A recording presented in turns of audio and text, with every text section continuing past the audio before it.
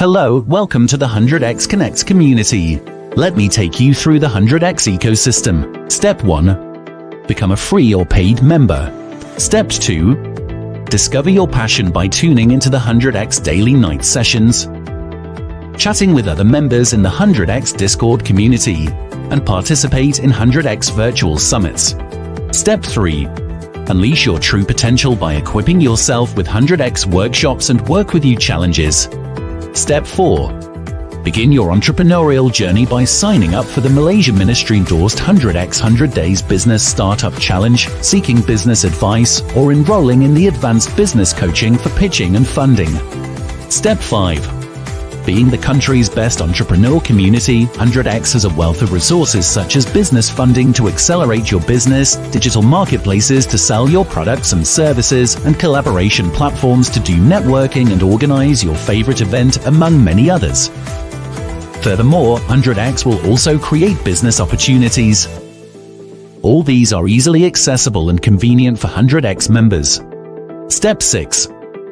In return, the 100x alumni hope to bring together like-minded people and provide mentoring, internship and career opportunities to help the network grow. Pillars are used to uphold purposes. At 100x, we believe that every entrepreneur should embark on a purposeful journey. 100x is built on 7 pillars: financial intelligence, fitness and wellness, business and entrepreneurship, sales and marketing, personal development, love and relationship, and hobbies and leisure. Sign up as a 100x member and start a purposeful journey.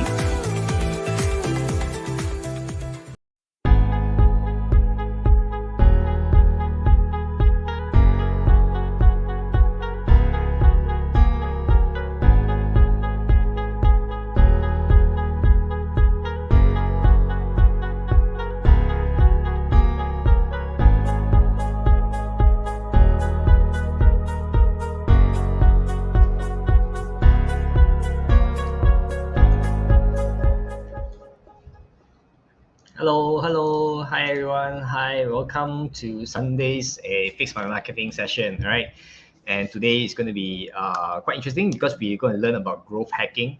How often do you guys heard about this term called growth hacking, or rather, do you even know how to use it for your own company?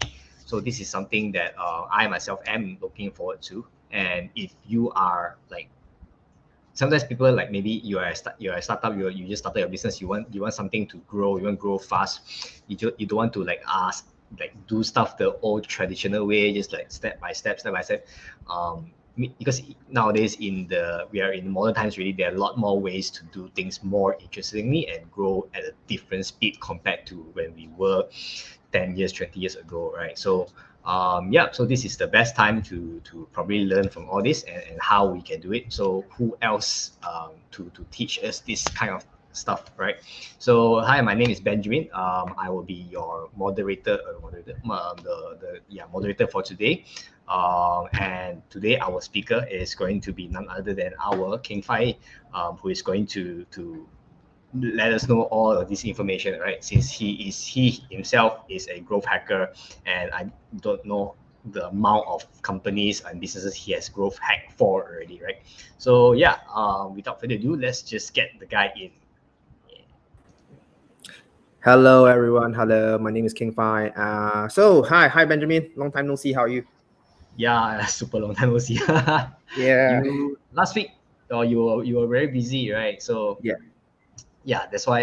And then Megan tried to take over. Then because of that, or rather, she tried to take over, but then she ended up like super sick, fever, and then I think other than that, like she was vomiting or something like that. Wow. Okay. Yeah, I'm not sure what happened to her. That's okay. Hi everyone.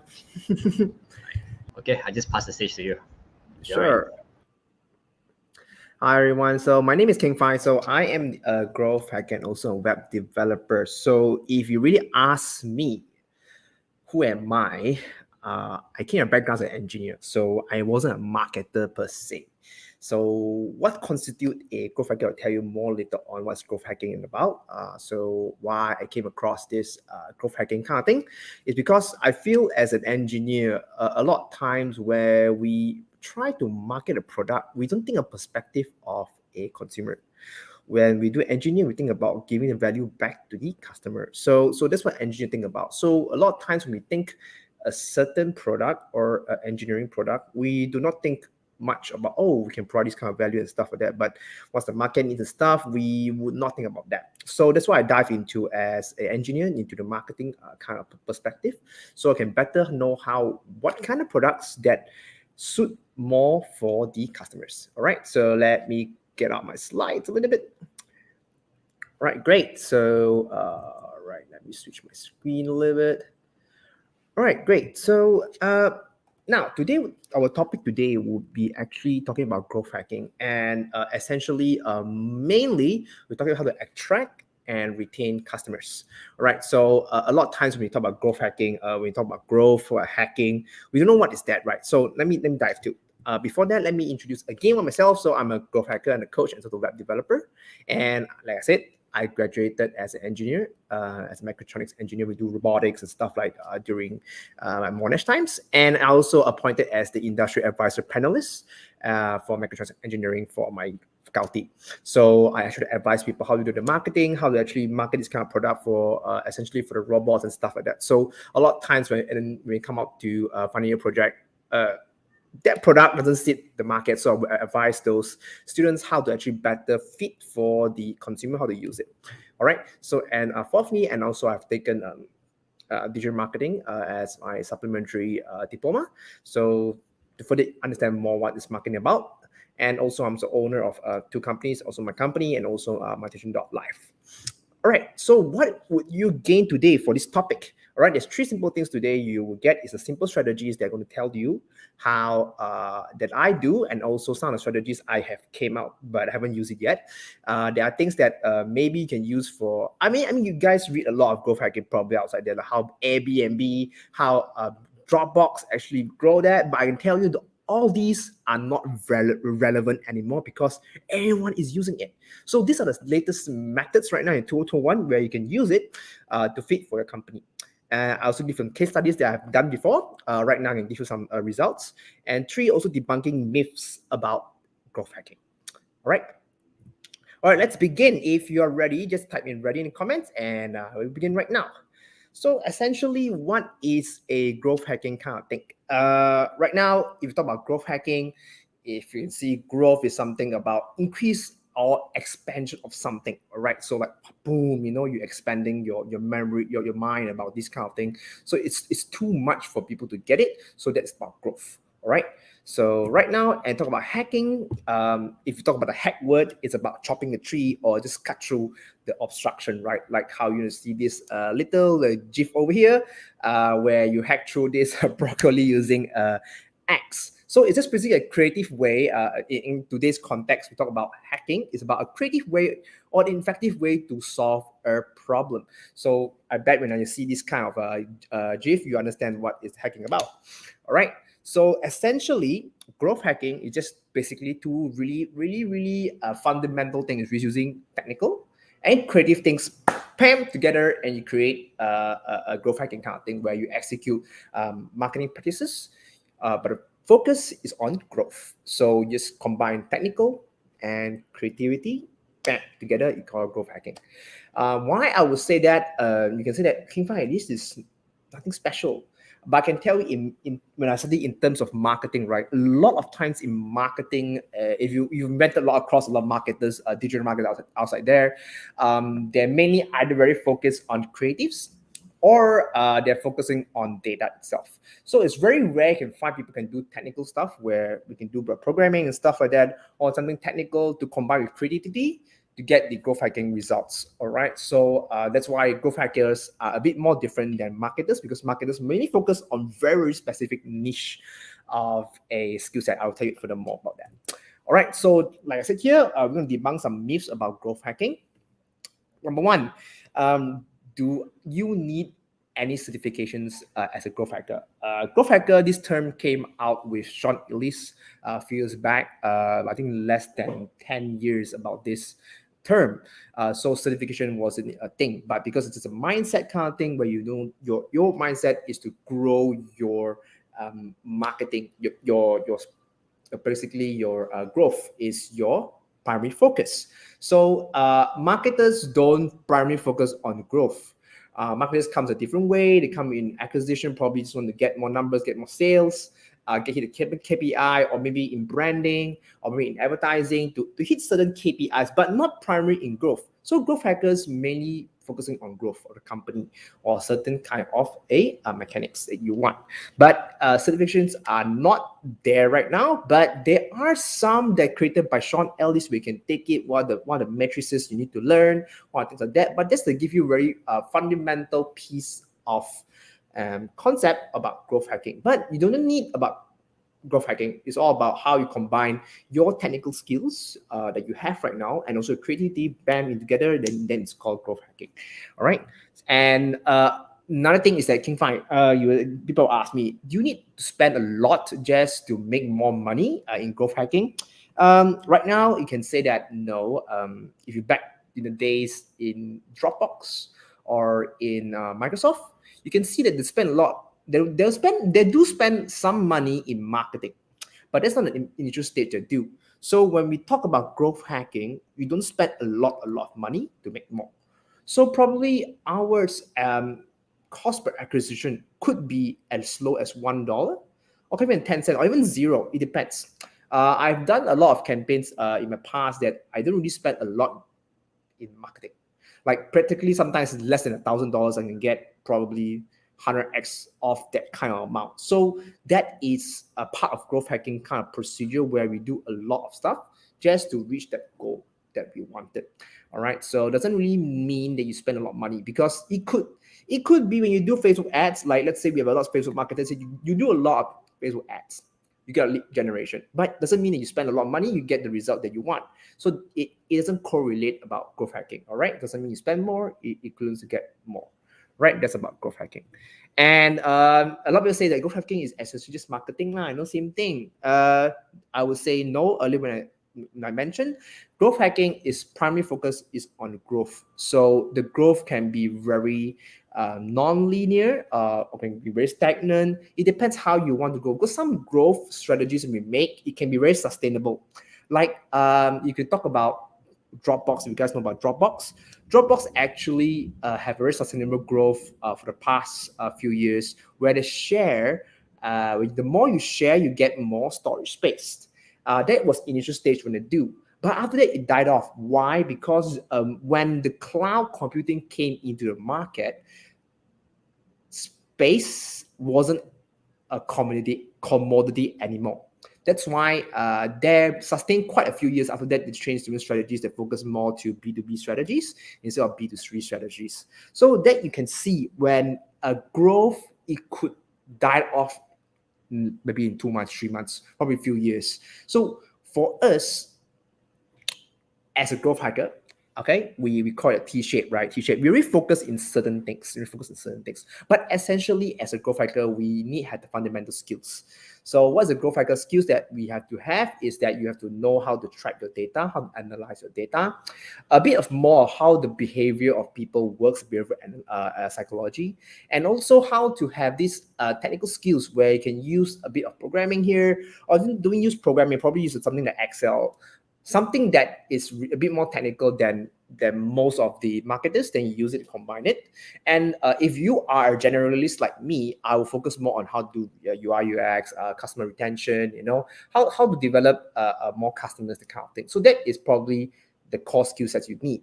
Doesn't mean that you need copyright as well. This depends on where you are on your general. You have all these general skill sets, just a little bit. But comes down to specialists. Where are you right now? If you are, let's say you're very good in onboarding, activating customers, from, let's say we call it acquiring customers. You come in people, how you become your customers, because doesn't mean that people sign up is your customer yet, right? You need to activate them, you bring them towards the nature of your product. Then only they use your product, probably just call it activation kind of a thing.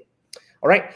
Some people like me, we do a lot of marketing automation. So I specialize in marketing automation, how to actually automate your marketing. Like how Benjamin right now, he is a chatbot marketer. So he automates your chatbot to not to always you be there to actually engage with customers, right? Because a lot of times we ask very common FAQs, chatbot can really do it. So this is a part of marketing automation, all right? So that you can do as a part of your growth hacking skills, all right?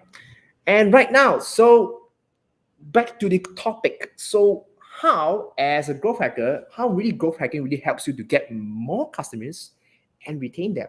And that is growth hackers about we do, all right?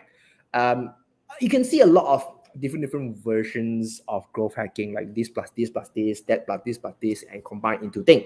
But I've summarized what I've learned throughout my entire career, and I can tell you there's only 3 important things that you need to do as in 2021, because all the things you learned before could not be working. All right. So there's 3 important things. Number 1 is that you need to have an incentivized campaign. What is an incentivized campaign? Incentive campaign, basically the campaign that gives reward back to your customers. That is the very number 1, essentially throughout all growth hacking methods. If you do a campaign that's not incentivized, just do for the fun of, oh, you sign up and you get nothing, right? That's not incentivized anymore. So core thing is that your campaign must be incentivized, what you come in and what you get as a customer. That's number 1 criteria. Number 2 criteria is you have to have a spin-off trendy ideas.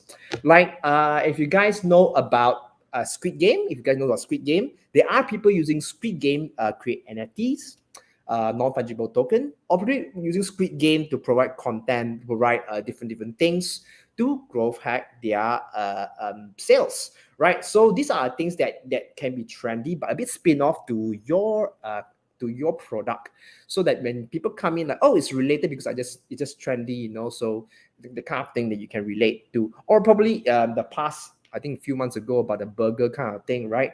That you buy this kind of burger, that use that kind of concept, a spin-off idea to create an incentivized campaign, all right, to growth hack your thing. So that is essentially, yes, you can think that's marketing, but it's part of growth hacking. Because why? Number 1, if you don't use spin-off ideas and trending ideas right in 2021, you're never going to work, because right now things are going very rapid.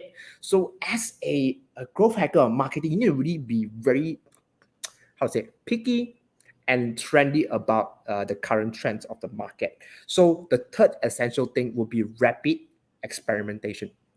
All right, with these 3 things, right, we call it the sweet spot, the really sweet spot of growth hacking. Because why? You rapidly test it, because trends die off less than a month. Like Squid Game, nobody talk about Squid Game anymore. Probably come out about Shang-Chi or other movies that right now is coming on, maybe Venom, you know. So these kind of things that is trending to the topic, you need to write onto it as soon as possible. Because why? If you missed out the trendy, you miss out the growth. So that is a part of, as a growth hacking, you need to test out really, really small things. But it's not sustainable method. Just that in 2021, things change very, very fast. And you want really, really long thing, I will show you on how we do it later.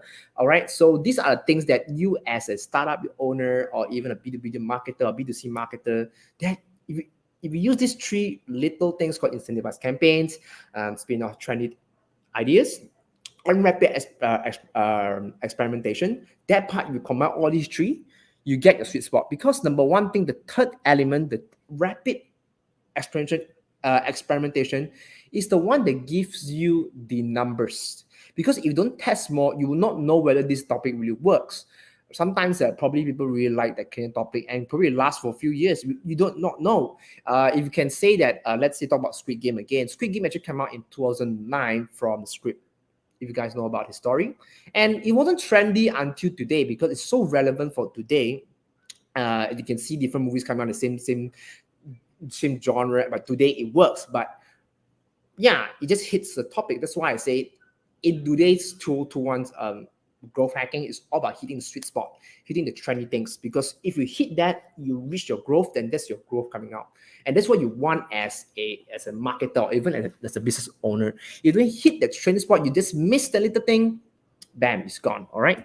So that's why when I say that, if your product is not really aware by the market, how to create awareness and interest, right? So that is important thing, as to get more, to attract more customers. You ride on the wave. If you don't ride on the wave, you will never get your products out. Because I would say in a short-term goal, this is the things when I said write off, spin-off, trendy ideas where you can get your awareness reach out, because it's just seamless when everyone's talking about it, and you come there in, people are aware they're using the same topic, but a bit spin off to your idea. So the more it's spin off to your to your product, probably it works. So that's why when you do more on these trending topics, the more you do it, the more you get used to it on how to get in the sweet spot, and that's where people get aware of your product, right? And that's how I would say in 2-to-1, the short-term method, you can do this. But the long-term method, you won't able to do this because spin-off trendy ideas will not work for the long run. All right. So therefore, when it comes to growth hacking, spin-off trendy ideas could be out of a topic. You want to focus on incentivized campaigns and rapid experimentation, because the more things you try to incentivize people, it could just really work. But this is just part of this acquisition only, just to acquire customers. You don't talk about products, you don't talk about anything. This is all about the attaining customers. All right. So importantly, if you implement all these 3 tactics, you can get a lot of awareness and interest about your product. So do that more often. Really do that more often. The more you do it more often, you can see the growth by spike, because all these are really short term. Because in growth, it can be short term growth and long term growth. All right. But now in COVID, I don't think long term growth anybody will think about it, because it's just too far away people to think about. So right now, I'll focus more on the short term goals. All right. So case study, this is what I've launched previously a few weeks ago. I've launched a seminar campaign because I own a online tuition center. All right. It's fully online, fully automated. So that is the thing I do. So I have this seminar program where I incentivize my students and teachers to win an iPhone and also iPad and other products after signing up. All right. As you can see here, this is as of yesterday. I got 30K entries already. 30K entries. All right. So this is a launch. All right. And how you can win for a student to get a phone is very easy. All you have to do to get an entry ticket is to watch a video, number 1, or you can get a subject notes that you have right here. Just get it and you get it perfectly, extra 2 tickets. Or even just sign up, you get extra 1 ticket. So everybody sign up, you get a ticket. Or you can watch a video daily. Every daily you get extra tickets. So just to give you extra chance. And also, if you want to even win more chance, you can refer more friends. So you can see right here that refer friends daily, get more weightage over here. That's why I do the campaign. So if anyone you refer, you get 5 tickets. Compare, you do all the steps in front, it's so tedious for you. Why not refer friends? You get more tickets coming in. All right. So these are the things that I do, and the results is that really in the first week, without any marketing cost that we spend, just email blast to them. Yes, I get 3,000 over students sign up right now. All right. So just doing practically zero marketing at all. So that is the result I got. So the second way, probably I come out email marketing. I'll get some content coming out, so you can see the growth later on if I manage to share during the time. So see, without even marketing costs, 5,000 marketing costs, I can get 3,000 students. And imagine if this seminar costs about 20 ringgit, I get 60K. It's 500 costs to get 60K back. It's a good profit. So that is the things that you can do as a growth factor. And tell you about that. All right. So like I said earlier, how this campaign would be very good, because the customers that I got, they promote for free because there's value given back. I get more tickets coming back. I get more chance getting back, because you can see the value over there. And you can see here as refer friends, there is more weightage on referring friends. So therefore, as a customer, why? If I refer more people, I get more ticket entry, and you see numbers keep coming up. It's not fake, it's all real. It's all real time. So that's the thing that when you say, real time, you get to see your tickets. You can see over here, there's tickets over here, how many entries you have. Great, so you can see live that you get things like, I did share, and I get numbers, right? And that's where the gist about this program is that you get to see how many tickets you have. All right, you get to see how many tickets you have. So therefore, if you think about getting value back to your customers or not, that is one of the ways you can growth hack. All right, so this is the referral program. All right, and then if you want to have different ideas, I've lot in my pipeline. This is one of the ideas I created. I just designed this out of the whim yesterday. So so the next ideas is that now you know about NFTs, right? Non-fungible tokens, where you create art and you sell it at a limited kind of a thing. So you have the ownership of that art. So I just created this trading card for myself. All right, so I just a wimp. All right, so I would bind if I were to do it. Just telling you what's my idea next is that I will bind it with a ticket.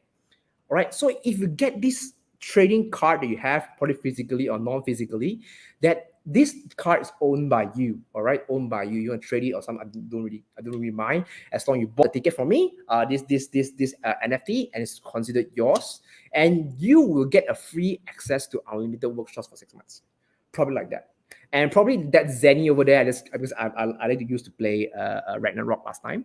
So using that reference, you can use this money to redeem downloadable contents. Probably I created some content throughout my entire career. You can download for free, but probably 100 Zenny that you can download that amount. So maybe each download has a certain value. You can download that amount, right? So these are things you can do to create a value where you sell your art and bind it with a ticket. So maybe come out a next kind of workshop, you get free access.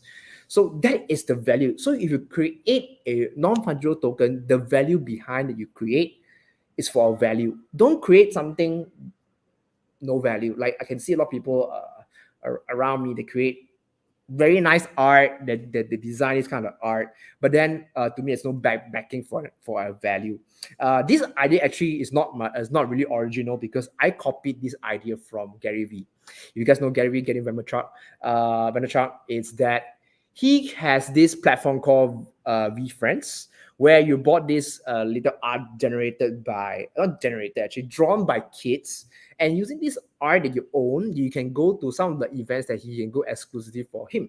So that is how he created his personal brand with NFTs, with the things he's created, with VFriends, his personal branding, and also the things together. Combined with these three things, and that's how he made his fortune over there. So think of that kind of perspective. Like, these are ideas that Malaysia, nobody does this. I can tell you this one, Malaysia, nobody does this. Nobody did this kind of thing. So these are the ideas that I can say as a potential idea. But don't think about Malaysia context, probably in international wise, you can do this method. Another way that is still trendy nowadays, one of the growth hacks of the star until now, is to cross post to different platforms. So let's say you have a let me think. Okay, let's say you have a Lazada platform. All right, and you want to sell more. How do you want to sell more? Then cross post to different platforms, right? Probably in Muda, probably in Shopee. So the more you post, you have more exposure, and from there you can get more people buying your product. Okay, this is just a concept. You can use a software like Zappy.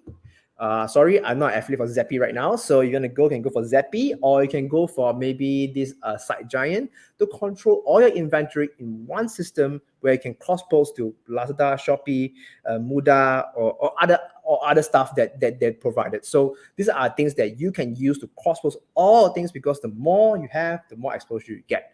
All right, and this is nothing genius actually, but this is something is still relevant as of today. And if you talk about really Airbnb style, where you cross post between their platform and Craigslist together, that is one way of cross posting different platforms. So far in Malaysia, there's only one company is doing that, which is MoveBee. It's one of my friend's company, where they they actually rent cars. All right, rent cars, luxury cars, and they put in the platform, and also that the system they cross post to Muda.my. Because Muda.my is a place where they found out the place that people actually find to rent cars and stuff like that. So they got that sweet spot by cross-posting it, you know. So that's a very, very genius kind of way, because everything is automated, right? Everything is automated. So you can think that the genius part of this cross-platform is to maximize your exposure as much as possible by riding other people's database, right? So if you want to do this, bear in mind that whenever you tap into different platforms, is that there is a market or a segment of market that it fits to your thing. If you cross post to some place that, let's say you go to Lazada, you sell electronics. Doesn't make sense, right? Because Zalora more on fashion. So don't do that. So that's why you have to think of how to actually maximize your platform's strategy by doing this cross-platform posting. It's still relevant nowadays. I mean, it's still gold, I would say.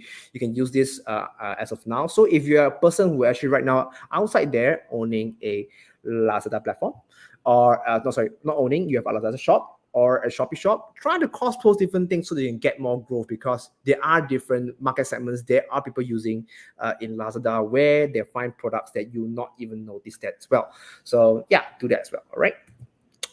Next, okay, now we talk about acquiring customers already. Now you want to retain them. This is an essential part of business, right? So if you think about retaining a customer, first of all, you need to funnel a customer to a certain spot, like making a drink like this, Milo, where you pour in condensed milk with milk, all right, into a strainer and become a drink.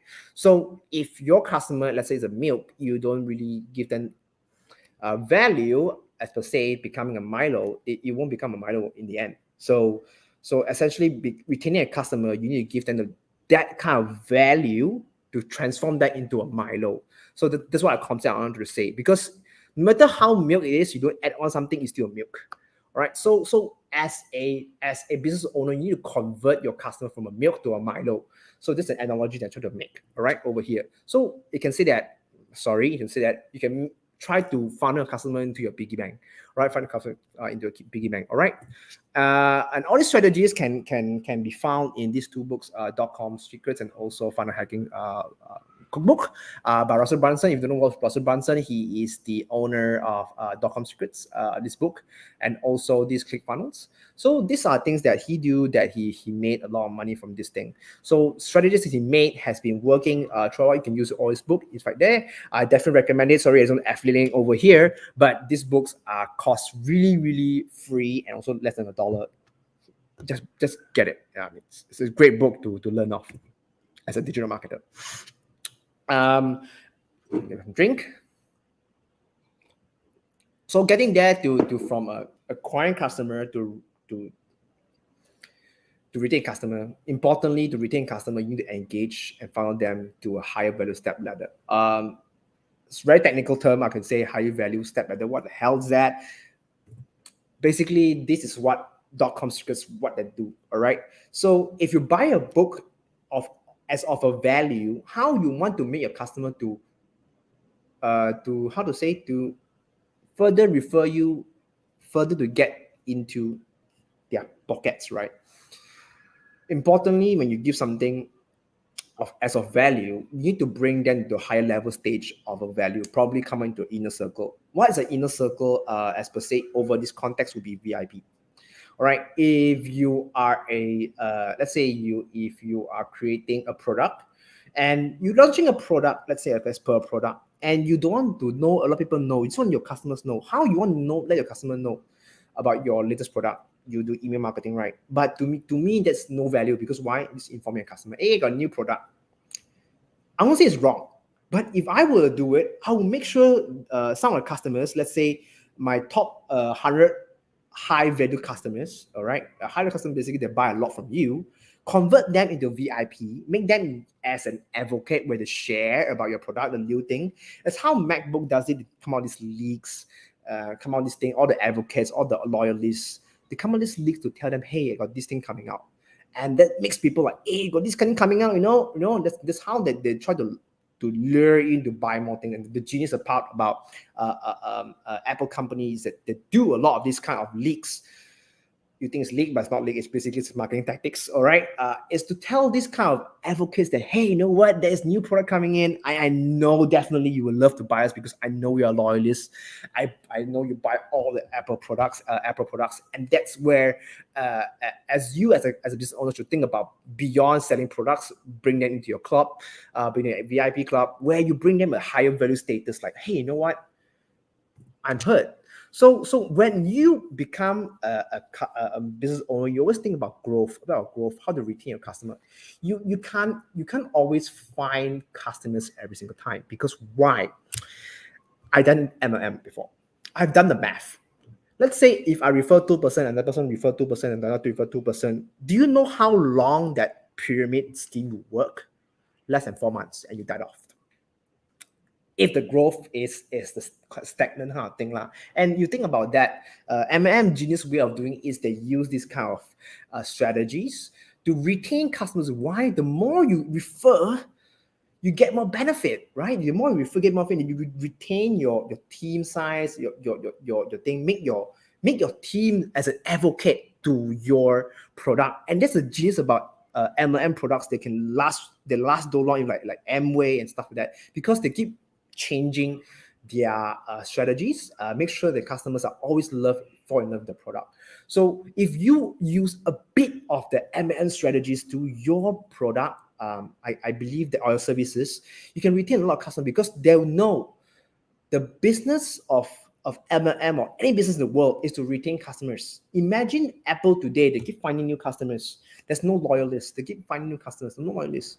They'll die off in less than 2 years, or even 4 months, as per calculation. So that is the thing that you must think as Apple's perspective, that you need to retain customers as a loyalist, so that potentially when you come out new products, they will become your fan, and they keep buying your product, because that's where the money comes from. So as a business, you must think about retaining customers. All right. So now, how to retain customers? You need to engage with them. And why you should engage with them? And like how I said that, bring the VIP club, giving all the content. Because number one, if you keep engage with customers, they will remember you, and the actions you do also makes them feel desired and wanted. Especially when there's another competitor coming up, like me, we call it the copycat of Apple, where they can't change, because like, you know what, you're Android, I don't like Android. So that's the part where you as a business owner, you must think about how to make them heard, invite them to your conferences, this kind of things that they want to be heard of, and innovate based on their needs. All right. So if you keep constantly engaged with them, telling more about them, what you need, and you innovate something product that really fits to the market, really like, I can tell you 99% of the time, or maybe 90% of the time, your customers will run away. All right. So make sure you always do that. I know there are products that cannot be innovated, but there are some you can innovate. I don't believe any businesses cannot be innovated. Even traditional business that you do right now, if out there, you guys are having there, if you really want to become the top spot, 1 percentile of your industry, always innovate. Because when you innovate, your peers cannot catch up with you. All right. So that's the part that, as an engagement with customer, you need to get constantly feedback from them, innovate, make them feel desired, because the more you innovate, they're being desired. Same thing goes as a relationship between two parties, a boyfriend and a girlfriend. If the actions you do, they don't feel desired about what they do, it unlikely them will not be heard. So the same thing as goes between you as a business owner and your customer. You need to be felt two ways. If not, it's always one way. Hey, you buy my product, nobody's gonna buy. So it's always about two ways about retaining customers, right? It's always two ways. All right. And there are proven tips that I can tell you over here, if you guys out there are still starting up your business, that like one I show you, always do this thing. Turn your customers into an invite exclusive VIP. Make them join the inner circle, because why? They feel wanted. Nobody just want to come to a things and buy and just shove off them. Now, sure way, buy and chow, So you don't want that. So as a business owner, you can see that Starbucks, Grab, even LV does that as well. They join them. They'll invite these people, high value customers, into a club. All right, like Starbucks, they give you a rewards member club, what a gold member, silver, platinum member. If you go to the US, you can see this very, very prominently that platinum member can do certain things where a gold member can't. So there are things that you can do. Like if you're a Grab user right now, more relevant today. If you're a Gold user, you get unlocked certain bonuses. You are a platinum member, you unlock certain bonuses, and that's where VIP really comes because you feel privileged, right? You feel privileged. And so LV as well. You're a high-rate customer, you go for a VIP room where you feel that you can come in here to experience how as a VIP I treated you as well. So that part is really, really niche. Yes, because they're hybrid customers, right? You treat them well, maybe they share content or share people to other way. That is part that you want to really solidify your brand as a brand, right? That's part one. And next would be a very high people who really rarely do this is called tailor-made or personalized experience, where you give one-to-one consultation. Why I would say because a lot of businesses can't do this because it's very cost not effective, ineffective, I would say. But if you're doing a tech-based business where people come in experience, hey, you know what, Keng Fai, you come in here, you see this kind of experience, like, hey, you buy this before, probably you need this, you probably need this where you can boost your this X, Y, this, that. So you can see Amazon does this very well. Amazon is innovating personalized experience. If you guys know about Amazon is the number one e-commerce platform in the world. All right, as of Alibaba next. All right, so they're the biggest company in the US. So if you actually experience in Amazon where you bought certain things beforehand, they really tailored something that you may like to buy, and that's how you as a business owner should do that, because definitely you can come out one product, two products. That's not business. That is just selling, right? So being in business, you need to have very do a business where you want to give value back to your customer. So one-to-one consultation or tailor-made experience is that they feel wanted, like, hey, you know what, I know that you have this. Let's say you're selling a skin product with orange, but not orange product suits a certain customer, right? So let's say I have an oily skin. Come up product that really specifies for me as an oily skin. I know you're an oily skin type person, so I produce this product for you as a sample. Maybe come to our shop to experience this. I give you free sample for maybe a 30-day experience. Come and test it, So these are things that people want. They feel wanted. Like, hey, you know really what I want, Probably I want to try. And that's how Kiehl's, yeah, I can say as an engineer, I know a lot of stuff. All right, so Kiehl's, you can go to what's it called? I forgot its name. Is called this. All the commercial what's it called? These facial products, they will actually come and invite you like Innisfree and stuff. They come to experience the product by giving you free samples. All right. So these are tailor-made experience to their needs. So if you are a cosmetic kind of person, make sure you collect databases of your customer, what kind of skin routine they normally use, and based on that, find a product or tailor-made a product where most of them would generally use. If not, you're not innovating a product, you just play selling. And that's why business always die very fast, because they don't innovate. So make sure you collect databases. As a growth hacker, collecting database is very important as well to get on what are the specific kind of person they're using right now. All right. All right, and next would be the key important ingredient of retaining customer is always giving useful and valuable content, like giving tips and tricks, shortcuts, webinars, or workshop. Why? Because not all the time customers use the product right.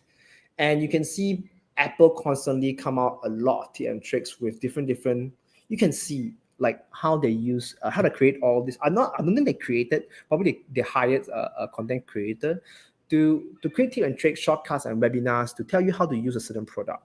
All right. Why I keep referencing Apple? Because Apple is one of the greatest companies in the world. They innovate. Of course, not the latest iPhone 13 or the MacBook, but then they constantly throughout the time they create tips and tricks, shortcuts, webinars, and also create different things to make sure that you become the loyalist of the product. All right, so that is really, really what you should do as a company, to emulate what the biggest people are actually doing throughout the years and tell you. You will not see results very instantly, because tips and tricks are only people who are loyal to you that would watch it. If they're not loyal to you, create this content pretty much a waste of time. But that's why the first two steps is very important. Turn that into a loyal list. Therefore, when you count this relevant content, it's very useful for them, and they'll definitely try to view it. All right. So that is the essential part of growth hacking. And lastly, always show surprises. All right, like how Apple show leaks and stuff like that, limited access to exclusive access or VIP only invite offers, special discounts. You can see this also in all retail. Why? Because this kind of surprises the people will buy, because ladies like surprises, seriously. So if you come out with this VIP or special discounts, limited exclusive access, I believe that you can do it, because let's say you create a product, let's say you as the first 1,000 customers of us, you get to see our latest product today, and you get to see our conference today. This kind of thing. That's why you can see a lot of Xiaomi, Mi Group, Huawei, Apple, even Tesla has all these conferences, because it's a very small group of people coming to the place and tell you what the product will coming out. Yeah, show surprises. So emulate what businesses are doing, and you can try it to your business. Probably might work. All right, probably might work. All right, just remember, really key ingredient point of growth hacking is that it's always easier to retain a customer than acquire a new customer. If you really do the stats yourself, retain customer is very easy.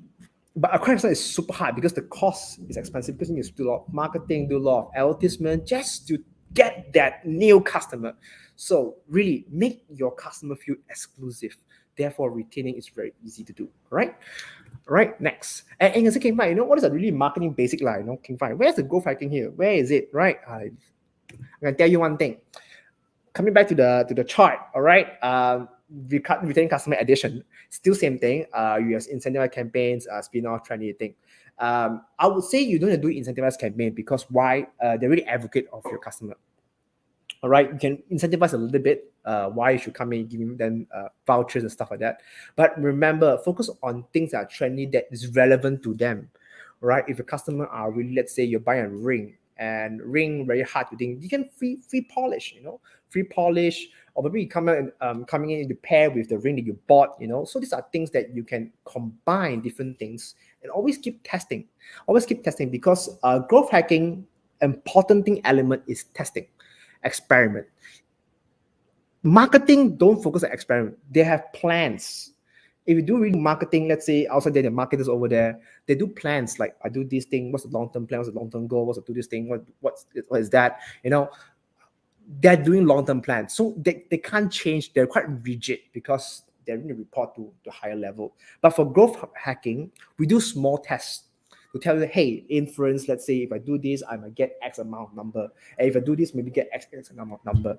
And that is what rapid experimentation is all about. So you focus these two things, that you keep focus on trendy topics, and keep changing basically rapidly change your experiment and get the results that you wanted, and prove the point that this kind of playbook works for you, then bam, it works. Because marketers very hard to experiment, and the experiment is very long term, not short term. So the more, let's say 1 week you experiment one different thing, versus 1 week you do 3 times different campaigns, you can see different results. So the numbers, when you see the numbers are to your favor, maybe you shut off different campaigns and do it. So there are, you can say that there are people like Keng Fai, the people Facebook market also do this rapid experimentation. Yes, they do this, but they're not growth hackers, because they don't do creative design, they don't do spin-off ideas, because they just do different campaigns. So maybe test this A, test this B, A/B testing. A lot of times when people are talking about A/B testing, Keng Fai is testing now, yes, it's testing. For me, it's still testing. Long time ago, I was talking about that testing is like A/B testing lah, doing what campaign conversion tests. For me, that is so outdated already, because there's no creativity inside there. You're just giving it like, I do A and B, probably works. There's not much creativity inside there. So to really want to do right now in 2021, create ideas that favors to you, that is always in trend. If not, you're not in trend. Yes, you can be a trendsetter or a trend follower. It's up to you. But to me, I'll prefer a trend follower, because trendsetter is very hard. You don't have budget, you don't have enough team size, trendsetter is super hard. So for me, I would suggest you become a trend follower first. Then once you get the traction you have with more budget, with more team size, then you can focus on becoming the trendsetter. All right.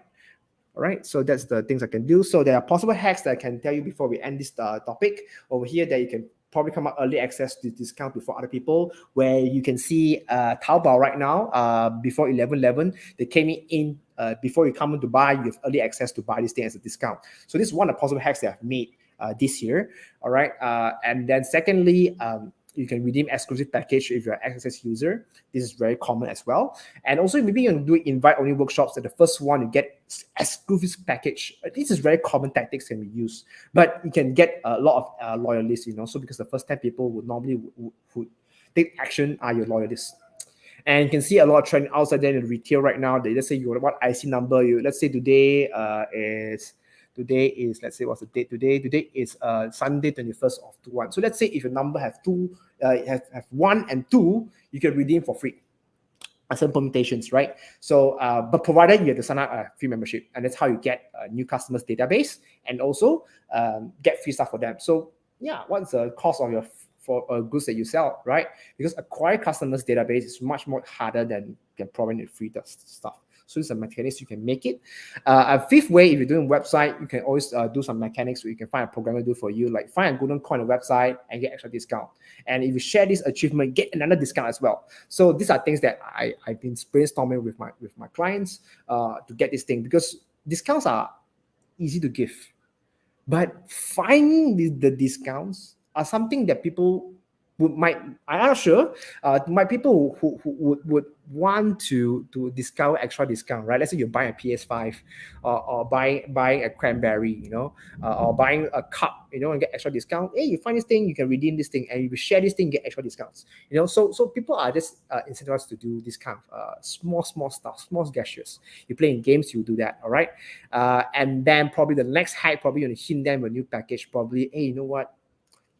Hey, I got this thing coming out soon, probably suit your skin, and I know you are this kind of user, so I'll give you this exclusive ticket. If you really want it, just click yes over here, and you get to know our hint later on. All right, so these are things that you can tell the customer, hey, you know what, this customer who really want your product. These are hints that tell them they are actually tipping over towards a loyalist or just a generalist. All right, so these are things you can hack. Okay.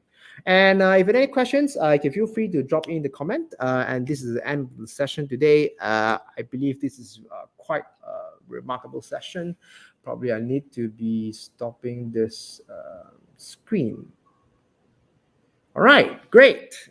Benjamin, you want to come back in? Hey, nice one. Thank you very much. Yeah, right. So that long I took it. Yeah, it's quite long. Yeah, I expect this long also, but this is very good. This is very good, especially if there's a lot of ideas right here we can play with, and a lot of things we can experiment with, and also in the end is like what you say, trend follower. But sometimes if there are still businesses who are afraid of doing this kind of marketing campaigns, because it seems like very gimmick, or sometimes like they will just do it once and then it doesn't work, then but actually they just like they hardly throw in any budget into it also. And then I guess that's why the part of Genius about growth hacking is rapid experimentation. So the more you do, you know that certain things work, certain doesn't work. But marketers don't do that because they think, hey, must hit, just KPI over there, So you don't need because the original KPI already, it's like you have the original campaign here, but then you're not willing to put in an extra budget on the site just to try out this one. Then it's going to be a lot harder. Yeah, that's the difference about marketers and growth hackers, because we don't define by budgets. You guys define by budgets.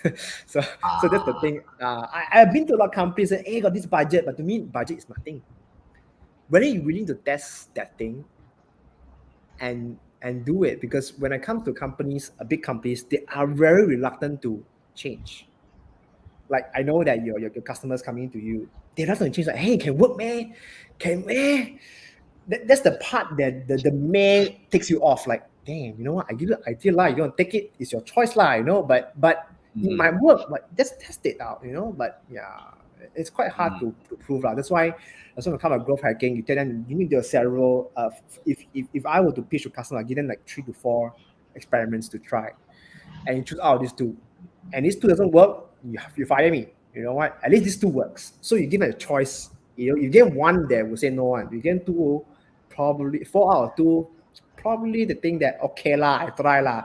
Don't want I fire him. So that's the part that where as a marketer you need to give them choice. No choice, then a bit hard for them to decide. Yeah.